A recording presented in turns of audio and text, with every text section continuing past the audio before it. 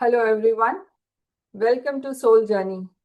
SoulJourney is a space for spiritual growth and transformation. Today I'm talking to Sal Rachele. We spoke with him a few weeks ago. Hope you enjoyed that video session. And if you did, please do like and subscribe to our channel so that it reaches wider audience. So Sal is a pioneer in the human potential field. He's a healer, mystic, and a priest. And as you have listened to him before, and if you haven't, I highly encourage you to listen to that recording. It's very enlightening. It's very empowering. Thank you for being here again, Sal. I'm so grateful for this second episode. And I would like to learn more about soul integration. I received the first book, and I know that the second one is to be released soon. And I would like to print a copy of that as well. Yes, soul integration has evolved since the first book came out. We've changed some of the terms, differentiated some of the ideas a little more. So I'll explain some of the changes we've made to the soul integration material. There are three formats for the soul, I guess you could say, or three things that the soul does energetically.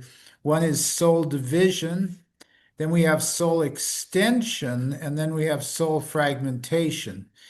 And in the first edition of Soul Integration, we didn't differentiate between, we only differentiated between soul division and soul fragmentation. We didn't cover soul extension, which is actually, well, the modern term would be incarnation. So the soul extends itself into a human body. And this is a different concept than some of you may be used to, because it implies that let's say you have a ball of string and you take a certain amount of the string out of the ball and make another smaller ball with that piece of string. It's still connected to the big ball, but now there's a little piece that's out here that's been made into a little ball. That would be like a soul extension or a soul incarnation, where you have the big part of the soul, the parent part, and then you have this little piece still connected to the parent part, but which seems to lead a separate life in a separate body. And so soul incarnations obviously can happen on the earth, but they could also happen in other worlds, other forms, not necessarily the humanoid form.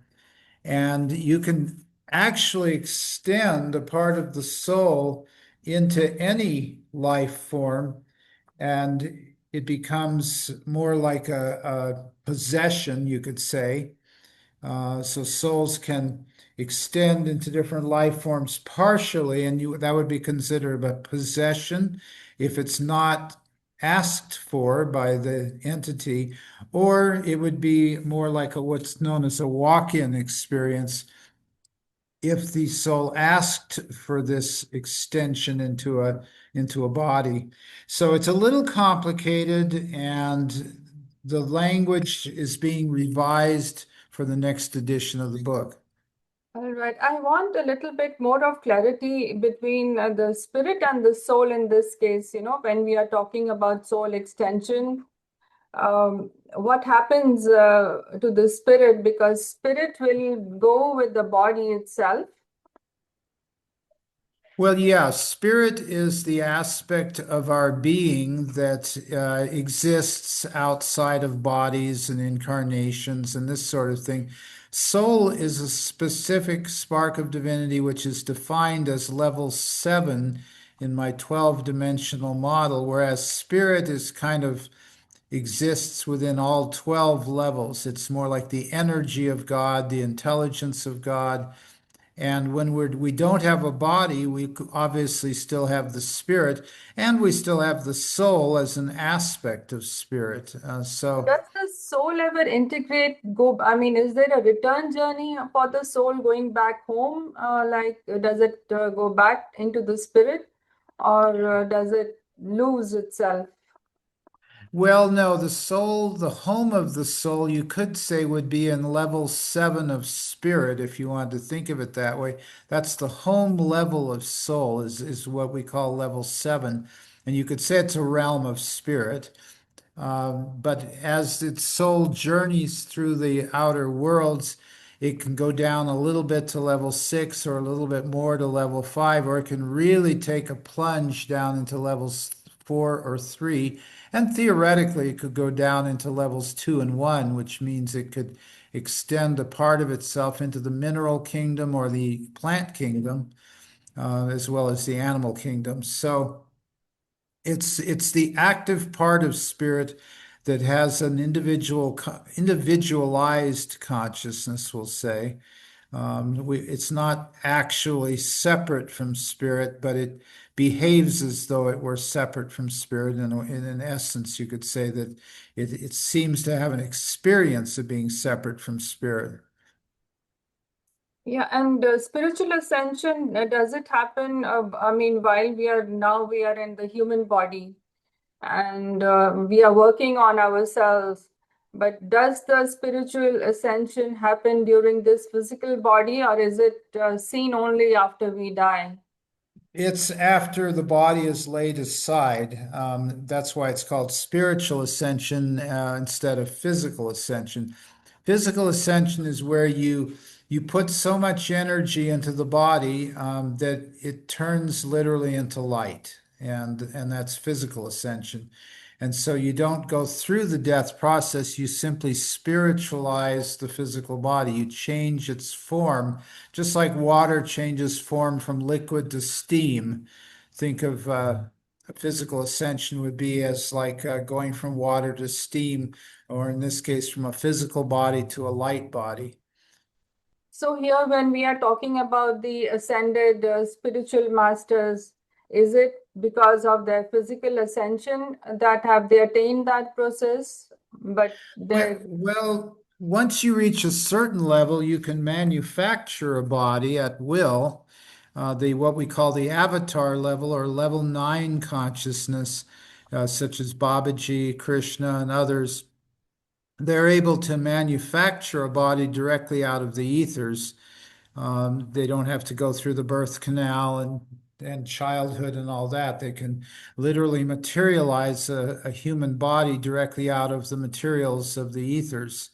And that would be considered materialization, I guess is the name for that, or manufacturing a body, creating a body.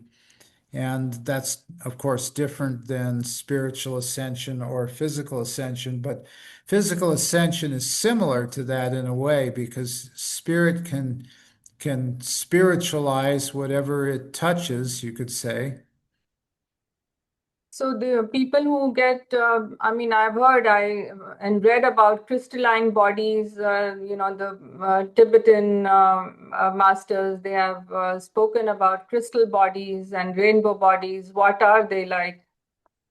Well, every level up to level 7 can involve a body in order to more intimately experience that level. So at level 6, you would have a causal body of light, which is also referred to as a Merkaba vehicle of light, level 6. Level 5 is the etheric crystal light body that we're learning how to move into, or maybe learning is not the right word. We're evolving into the crystal light body. And whether we take this body that we have now directly into the crystal light body form, or whether we lay this body aside and then reincarnate into a crystal light body from level 7, those are the options. In other words, we could spiritually ascend and then come back as a crystal light body from after spiritually ascending. If we physically ascend, we immediately go into the crystal light body. We don't have to leave anything behind or reincarnate or anything like that. Have there been instances where, people in this life form, human life form, have incarnated directly into crystalline, or they have Yes.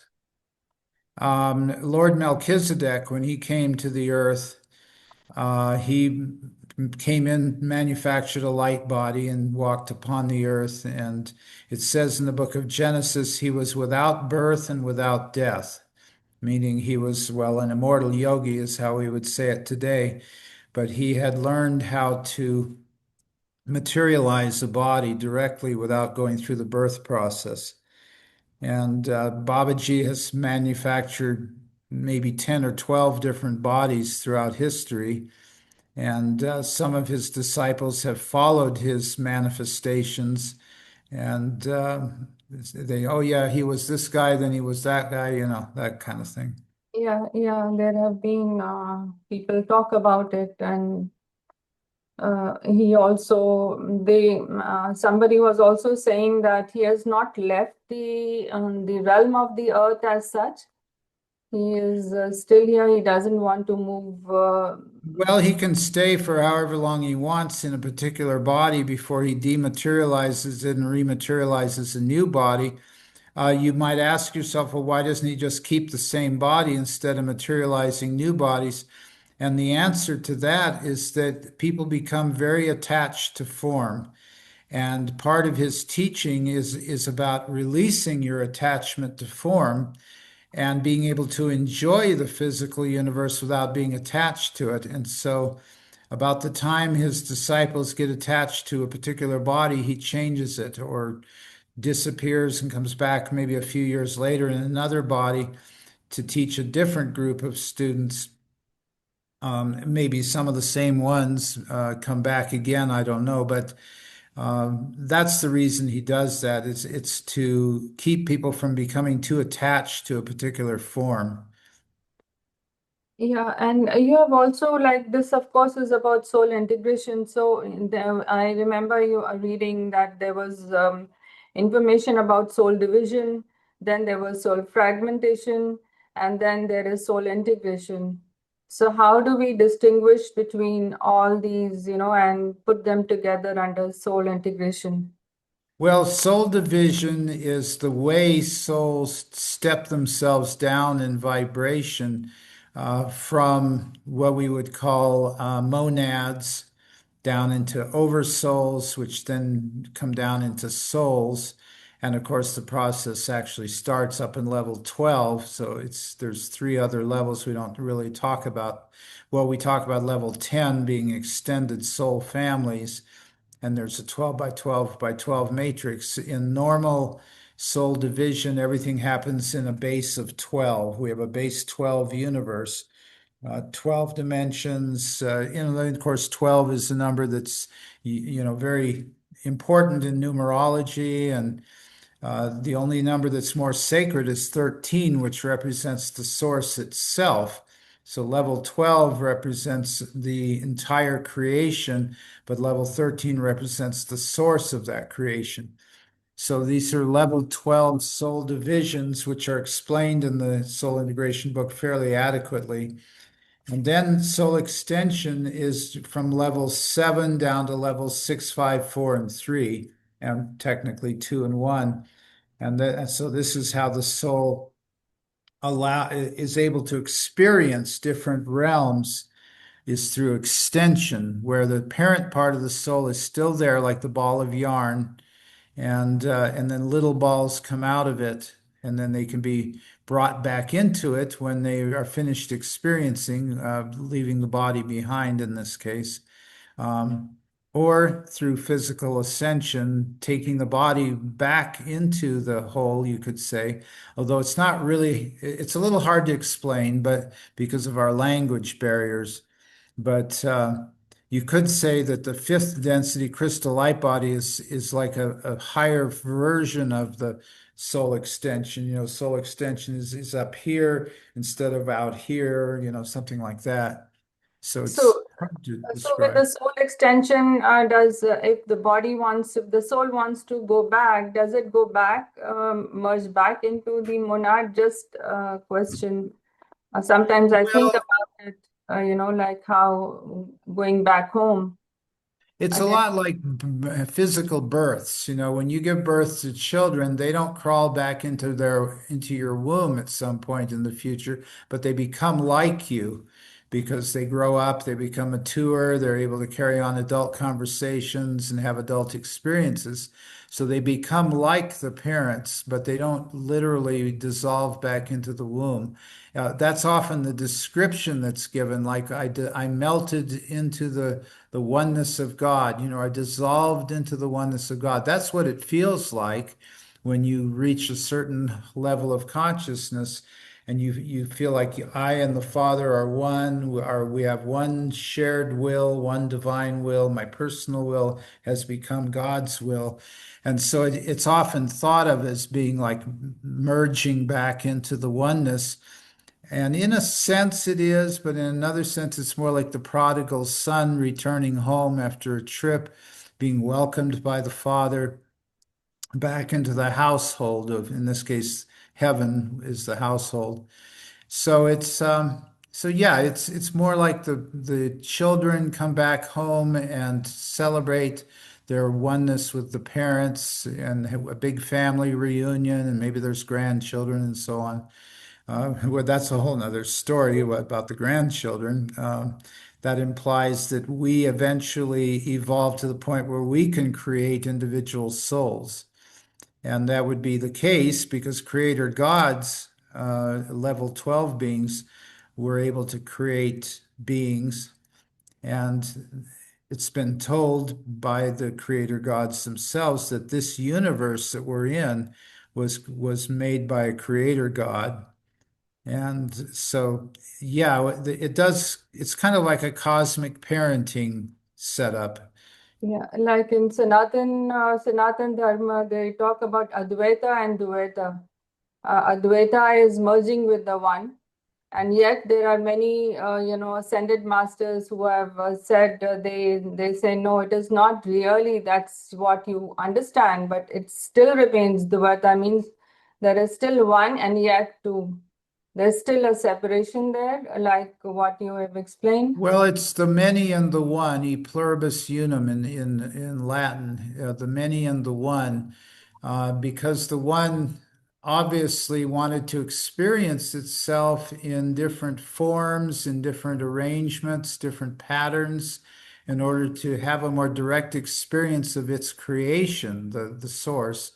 And so there are opportunities to explore the creation in different ways with different kinds of bodies, in the lower six levels plus level seven is kind of the in-between level.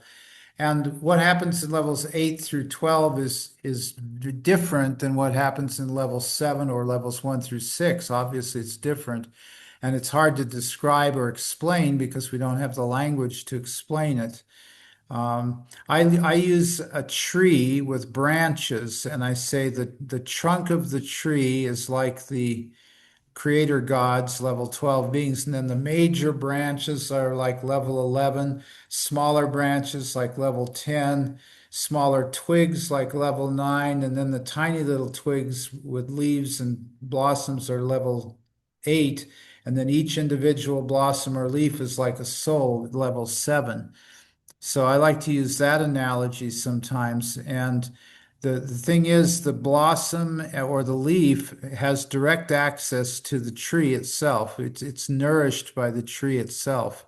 So there's no actual separation if it's an evergreen tree. Of course, if it's a deciduous tree that drops its leaves in the fall, then that's a different process. But the idea is still there, that we are like the individual leaves on the tree of God.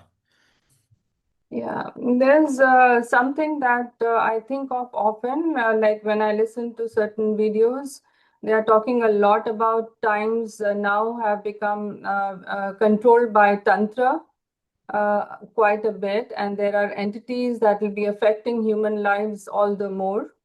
I just want to understand, is this some kind of a soul transfer when these entities through Tantra or by themselves, they enter into a human body? I've also learned from somebody there could be more than one. There could be, maybe 4 or 5 entities in a human body. What is Yeah, it? there's what we call well, there's soul fragmentation, and then there is multiple souls in one body, which is a type of walk-in experience where you can literally bring many different souls into the same physical body. Sometimes it's overwhelming to the physical body, but it can be done and has been done. And there are souls walking around with more, or human beings walking around with more than one soul in that human being. That does occur. And this is all level six, third through sixth level stuff, especially levels 4, 5, and 6, the subtle realms. And you have what are known as partial soul transfers, where you can trade places with a level of the soul in a human body, so that a human body could have the first 5 levels could be belong to one soul, and level 6 belongs to a different soul. It gets really complicated on what is possible. I try to simplify it, but it's pretty hard to simplify because we just don't have the words in our language. I mean, we don't even have a word for level 8 souls coming together in a cluster. We call it a group soul complex. And we say, oh, they're thinking as though they are one being, and yet they are individuals that are make up one being. And that still doesn't adequately describe what a group soul complex is. So, multiple personality disorder is different than multiple souls in the same body. And I do go into an explanation of that. Yeah, this is interesting because when we talk about possession and these walk-in souls and the those people who do some evil, they uh, do some prayers and some kind of a voodoo activity, and a soul can possess a human body to disrupt that person's life. Well, What is that's level 6 and lower. Once you get to level 7, you're free of all that.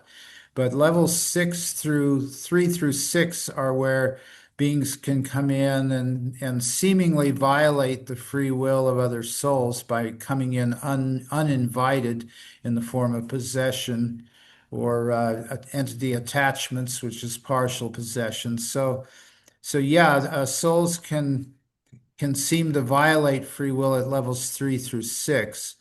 And because the world is in the state it is as far as understanding goes, we call it a free will violation. If a soul desires to have a certain experience, but another soul deprives that soul of that experience or gives them an experience they didn't really want, then we call it a free will violation. And at levels up to 6, that's a valid concept. Once you get to 7 and beyond, it's a meaningless idea because there's just oneness. And it's considered part of the dream world or Maya or illusion. The idea that you can be invaded by negative entities is part of the dream world, the world of Maya. But up until level 6, it seems very real, just like war seems very real, and people suffering and dying seems very real. So it all depends on what level of consciousness you're at. So when these souls they possess people in the physical bodies, the soul, the original soul, can will suffer because of this walk-in, or any soul that has been forced to make use of that body. Well, And it depends on what the karmic contract is between the incoming soul and the existing soul. Sometimes they trade places, and the soul that started out in that body goes into the higher realms, and the higher realm soul takes over that body. That's the traditional walk-in. But then sometimes the soul doesn't leave, and then you have two souls in the same body. They could be conscious of each other, or they could be unconscious of each other, depending on the arrangement. So if it's a true walk-in experience, it's usually arranged before this lifetime by the souls involved, usually make an agreement before the soul even comes into embodiment. Well, when you're 6 years old, you're going to have some serious illness or accident, and it's going to seem as though your personality is totally changed after the accident. But in reality, this soul's going to come in at that point, and that soul's going to go out at that point. It's prearranged in a traditional walk-in. Yeah, and people who get these mental health problems, there are multiple mental health issues. I mean, going beyond simple anxiety. It is Well, a yeah, you can. personality disorder, and then there is schizophrenia, and then there are Yeah, you other. can tell by how the soul responds to more advanced spiritual questions, whether they are personalities that are being acted out by the ego or whether they are actual souls cohabiting that body. If they are personalities, they tend to be juvenile, they tend to be immature, they tend to be very motivated by emotion, like I want attention or I don't want attention or I'm a moody one and things like that. If it's multiple personality disorder, if they're individual souls occupying the body, the different ones may identify themselves and answer advanced spiritual questions. So that's the difference. So, is there a way to heal a person who heal a human soul who has been impacted by the negative entity, was entered without maybe just walked in without any permission, without any contract? Is that also? That would be considered a possession. And unfortunately, I've been told by my guides that about 60% of the world's leaders are possessed by one or more negative entities. Again, we're talking in the realms of Maya or illusions and levels below six or six or lower. And most of them are fourth density souls, which are easily possessed because they lust after power and control, and the beings possessing them want power and control. They lust after the same thing. So you could say it's a soul agreement between the original human soul and the invading soul that, hey, we're going to share this experience of lusting for power. But usually the human self doesn't realize what's happening. They're being controlled and they usually don't even know they're being controlled. And so it is a little complicated. So, what is the process of healing? Healing in these cases and other souls that who want to evolve. What is the process of healing and evolving further? Maybe a process of enlightenment. To say, is it a different world altogether?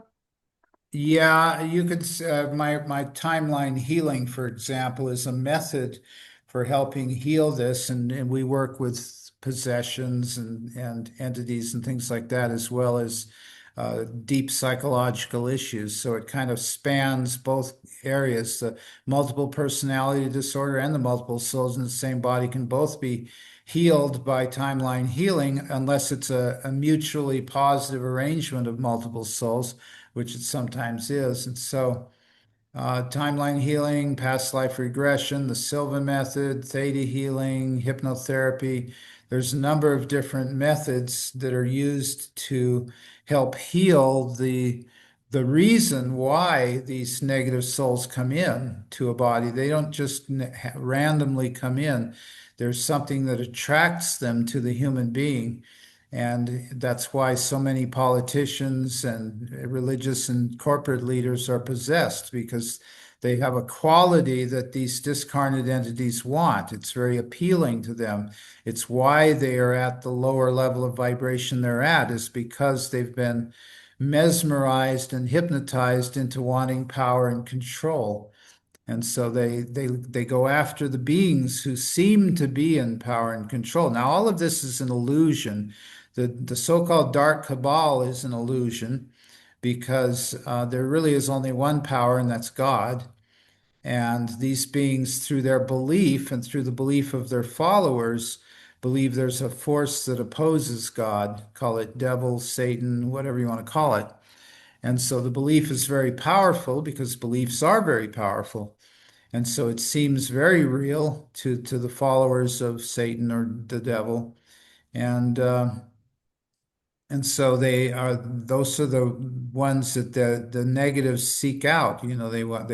They seek out the souls that are lusting after power and control, because that's what they want. So they live vicariously through the human beings.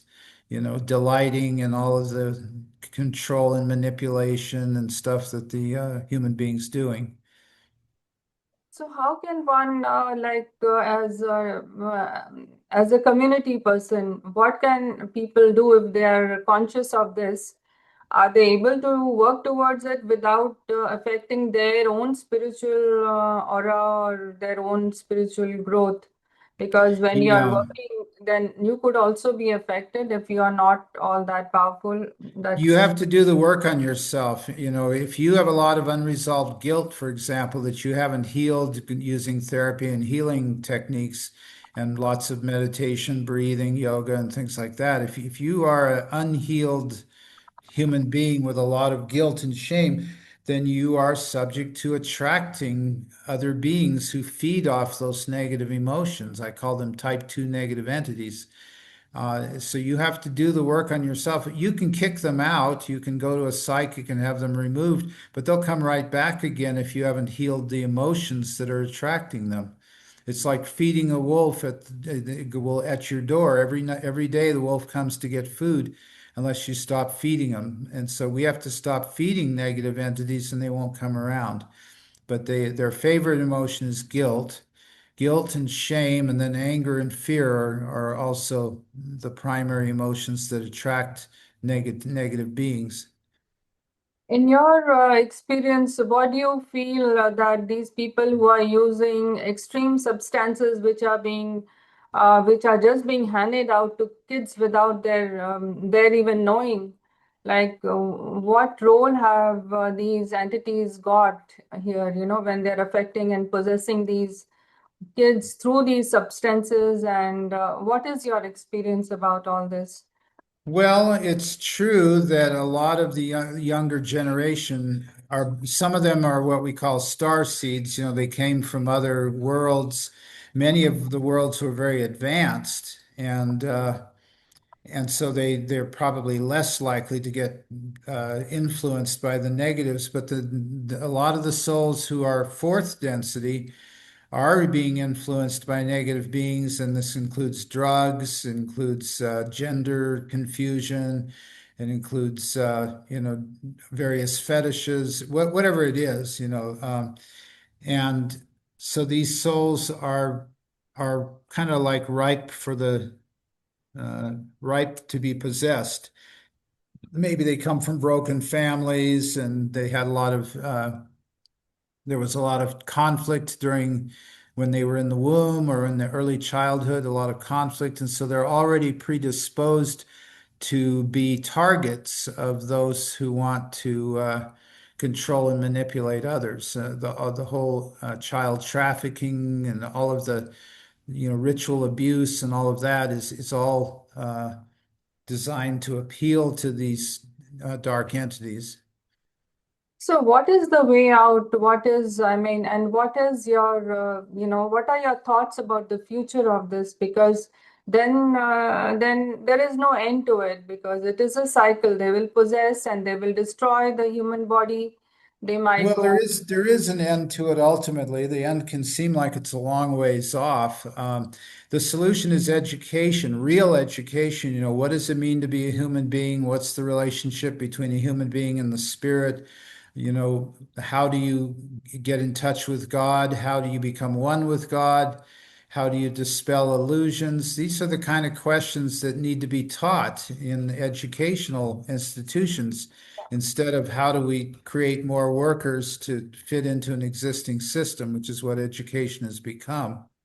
So people need real education. They need to know the difference between a positive and a negative being, service to self or service to others being. And once you get to level 6 and you graduate from all of that, then of course this becomes meaningless. The only question is, what is the highest and best way to serve humanity once you get to that level? But up until then, you need to learn about discernment. How can you discern whether a teaching is advancing you to level 7 and beyond, or is it trapping you in level 4 astral planes, with enticements, get two for the price of one, kind of enticements. Or learn how to make someone of the opposite sex do your bidding, how do you seduce somebody or whatever it is, or get them to give you their money or whatever it is. Those are the appetites of the lower levels. And, so you have to educate yourself, or go to someone who can help educate you about recognizing when something's coming from ego and when it's coming from spirit. And so there is something that is karma. What has karma got to do with all this? This thing, one is the lower spirits, they or the entities affect the body and cause mental health issues, and maybe the soul itself also had some karmic journey. Yeah, well, first of all, karma is nothing more than unfinished soul lessons. The soul wants to experience everything once, and if it really, really likes it, maybe more than once. But if the experience is not complete in one lifetime, then the soul is going to seek out similar experiences in the next lifetime to complete the lesson. So karmic contracts are where souls come together and say, you can help me learn what I want to learn. I'm going to enter into contract with you. And so maybe there's a ritual involved in the karmic contract, and maybe it transcends the death of the physical body. So in the next lifetime, the souls are still trying to find each other, and maybe they succeed in finding each other, in which case you have a soul who's in a karmic contract with you. It can be in a physical body or not in a physical body. It can be an astral entity, an etheric being that's has a contract with you and wants to continue to work on that contract with you. So they may attempt to possess you or just spend time with you, um, attach themselves to you in order to complete the contract. So those are not real common, but they do exist. I would say the average soul maybe has had one or two or three karmic contracts in their soul history that are unresolved. And so does that impact, their abundance and karma and the law of attraction? They also go, I think they go hand in hand. They Um, do, of course. The law of attraction can be karmic based, where you keep attracting a certain type of partner, for example, that relates to a soul lesson you're working on. And like, let's say that the soul wants to know everything about abuse, because young souls, they want to know everything. They want to know about war, they want to know about violence, about abuse. And so the soul keeps attracting abusive partners over and over because it wants to learn everything there is to learn about abuse. Now, psychologically, it could be that they came in and were abused by their parents. So they grew up with a model that, oh, relationships involve abuse. And so they're going to naturally attract someone who's abusive to continue their propping up their belief system that relationships are abusive. It's just the nature of relationships. So there's multiple levels to it. so with the timeline healing that you do, are you able to assess at the soul level what's happening and Yes, that's what's basically going? what we do. We find an issue in the person's life. Maybe they come with an issue. I have fear of public speaking, or I have problems making money, or I'm in abusive relationships. Whatever the problem is, we go back to the origin of the problem, and it could be in early childhood, or it can be in past lifetimes, and it can be a case where for many lifetimes over and over again, the soul has attracted abusive partners because they never really healed their guilt that started the whole cycle. Maybe they felt guilty about whatever it was. We can go back to the origins of the guilt. In some cases, it goes all the way back to what I call original cause, which is the belief that we did something wrong when we came into the lower vibrations, because it was such an intense experience and we forgot we were one with God. And we started feeling like maybe God's punishing us, and that's why we're experiencing pain and things like that. So those are a few of the ways it can manifest. Yeah, and so what is the way to kind of release other than one is that you're able to help them out, And a person who is not able to find an alternative mean, what can such people do? I mean, is it through their own meditative practice? Is it the path Meditation to? helps a lot, and different yogic breathing techniques can help a lot. Finding a teacher who's a genuine teacher who wants you to grow and evolve, that can help a lot. Unfortunately, people at a really low vibration, when they first reach out for help, sometimes they get beings who want to take advantage of them, join a cult, give me all your money. That kind of stuff can happen when you're at a low vibration, and that may be a unfortunate but necessary soul experience for some souls. That there's a huge lesson happening on planet Earth right now called learning how to stop relying on outer authority figures for our well-being, whether it's a president, a prime minister, a priest, a doctor, a corporate leader. And this lesson has been really up in people's faces in recent times. And people have become very disillusioned with their so-called leaders, and that's necessary. It's a necessary phase of soul evolution to become disillusioned with the so-called leaders of the world, because the lesson is to go within to the one true authority, which is God within. And a lot of souls are in the middle of that lesson right now, and they're hurting because they have not learned the lesson yet. They're still saying, "Yeah, well, he promised me this, and I would be happy. He promised me happiness if I would marry him," that kind of stuff. And then you end up being abusive or whatever it is. And then that's just the third time it's happened. They're in their third abusive marriage, as an example.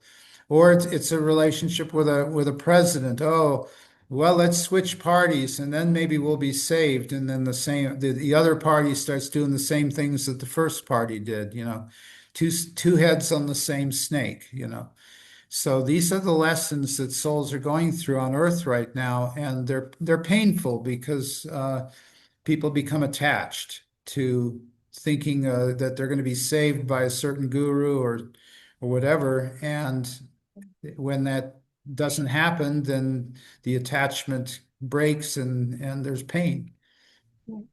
I have two last questions. I know you have very limited time, and I'll quickly address those. Like one is that these entities and other souls, or maybe entities from other planets, are they influencing the research on this planet? I mean, affecting the minds of research scientists and technology? Are they bringing in new technology? What is Yeah, happening? AI is an example. The AI and computers, integrated circuits, these were all brought here by beings from other star systems. Sometimes it was channeled through a human being, like Tesla was given higher dimensional machines and stuff like that. And so a lot of times it is channeled through by other beings. Sometimes the technology is given covertly from like extraterrestrials to a government agency or something like that. That can happen also. But AI and obviously computers and AI can be used to help humanity or hurt humanity, depending on who's working with it and depending on what their goals are. And right now, it's about 50-50. About half of the AI is helping humanity, and about half is being used to enslave humanity. So you have to be really vigilant and careful about your use of these tools, and they can be manipulated. Some of the AIs are heavily manipulated in favor of the dark cabal, and some are heavily favored in terms of light, beings of light, service to others. So you have to use extreme discernment with all the technologies that are coming out now. And, an example would be a politician gets up in front of the world and states something outrageous, and it turns out it's completely AI. It's not even the person. They've perfected how they look and then their mannerisms, programmed them into AI to say what they want them to say, not what they truly believe. And the wars could start or end based on how AI portrays a world leader. That's an example. Do you have a prophecy for the global situation, the different cultures and religions at war today? Well, I think that the peace is coming to the planet. I think it could get a little worse before it gets better because a lot of people need to be shaken awake in order to, their souls want them to wake up, but they have to be shaken awake. And so it's going to probably get a lot worse before it gets better for most cultures. Because like central bank digital currency, that's bad news. And some countries are going to adopt that, and they're going to find out that it's bad news the hard way, through dictatorships and things like that. But I think some cultures, some parts of the earth are going to see through this, and they're going to prevent it from happening. So I think that's going to, also happen. So. I'm confident that 20 or 30 years from now, we will be in this new glorious new age that we've been promised, but it's a rocky road to get there. Yeah, yeah. And what about activations and meditations? You are also, teaching Yes. meditations, and how do we, I mean, can you say something about that? I know there Yeah, is I good to have know. various ascension activation meditations. They're available online. And I do various workshops on all of the topics we've been talking about. Basically, I do workshops, and you can get a schedule from my business manager, Jan Nash. Yeah. And soon my new website will be up, and everything will be current. Right now, it's not up to date. So. I look forward to that. And the second book on soul integration, when it is going to be released. Yeah, I'm not sure the date on that. Also have a book on enlightened communities that I'm working on. So we'll see when we're not sure when all that's going to be happening right now. But it's been a pleasure talking with you. And so Yeah, thank you hopefully so this much. information will be useful to all who are listening or watching. And thank Yes, you. absolutely. Very, very informative, spiritually enlightening. We need to take care of ourselves. Thank you so much, Sal. I will provide your information as well in the description. Thank All you. right. So have a wonderful rest of the day. Namaste. Namaste.